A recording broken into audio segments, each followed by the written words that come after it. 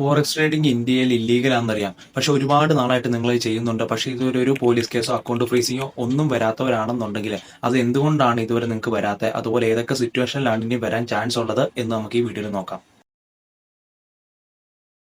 ഇപ്പൊ നിങ്ങളൊരു 20,000 അല്ലെങ്കിൽ ഒരു 50,000 നിങ്ങളുടെ ഫോറസ്റ്റ് ബ്രോക്കറിൽ നിന്ന് ബാങ്ക് അക്കൗണ്ടിലോട്ട് ഡയറക്റ്റ് വിട്ടു കൊടുക്കുന്ന സമയത്ത് നിങ്ങളുടെ ബാങ്ക് ഇത് വലിയായിട്ട് നോട്ടീസ് ചെയ്തില്ല. കാരണം അതൊരു ചെറിയ എമൗണ്ട് ആയതുകൊണ്ട് തന്നെ ബാങ്ക് ഇത് വിട്ടുകളയും. പക്ഷെ അവിടെ ഒരു ചെറിയ റിസ്ക് ഫാക്ടർ ഉണ്ട്, നിങ്ങളുടെ ബാങ്ക് അക്കൗണ്ട് ഫ്രീസ് ആവാനുള്ളത്.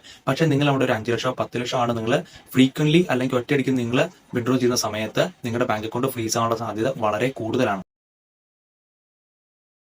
ഇപ്പൊ ഞാൻ എക്സ്നെസ് എന്ന് പറയുന്ന ബ്രോക്കറിൽ നിന്ന് കുറച്ച് എമൗണ്ട് എന്റെ ബാങ്ക് അക്കൗണ്ടിലോട്ട് വിട്ടു കൊടുക്കുന്ന സമയത്ത് ഈ എക്സ്നെസ് ഡയറക്റ്റ് ആയിട്ട് എന്റെ ബാങ്ക് അക്കൗണ്ടിലോട്ട് പൈസ ഇട്ട് തരുമല്ല ചെയ്യുന്നത്. എനിക്കും ഈ എക്സ്നെസിനും ഇടയിൽ ഒരു മിഡിൽമെൻ ഉണ്ട്. ആ മിഡിൽമെൻ ആണ് എനിക്ക് ഈ എമൗണ്ട് ഇട്ട് തന്നെ. ഇപ്പൊ ആ മിഡിൽമെന്നെ ഏതെങ്കിലും ഹവാല ഇടപാടുകളോ അല്ലെങ്കിൽ ഇല്ലീഗലോ അല്ലെങ്കിൽ സ്കാം മണി ആണ് എന്റെ അക്കൗണ്ടിലോട്ട് ഇട്ട് തരുന്നെങ്കിൽ അത് ബാങ്ക് നോട്ടീസ് ചെയ്ത് കഴിഞ്ഞാൽ ഇമ്മീഡിയറ്റ്ലി എന്റെ ബാങ്ക് അക്കൗണ്ട് ഫ്രീസ് ആവും. അതുപോലെ ഈ സ്കാം ചെയ്ത മിഡിൽമെന്നെ പോലീസ് പിടിക്കുവാണെങ്കിൽ ആർക്കൊക്കെയാണോ ഈ മിഡിൽമെൻ അക്കൗണ്ടിലോട്ട് പൈസ ഇട്ട് കൊടുത്തേക്കണേ അവരുടെ എല്ലാ ബാങ്ക് അക്കൗണ്ടും ഫ്രീസ് ആവും. ഇതുപോലത്തെ സ്കാമിൽ പെടാണ്ട് കുറച്ചും കൂടെ സേഫ് ആയിട്ട് ഫോറസ്റ്റ് ബ്രോക്കേഴ്സിൽ നിന്ന് എങ്ങനെ നമുക്ക് വിഡ്രോ ചെയ്യാന്നുള്ള ഒരു കാര്യം നെക്സ്റ്റ് വീഡിയോയിൽ നോക്കാം.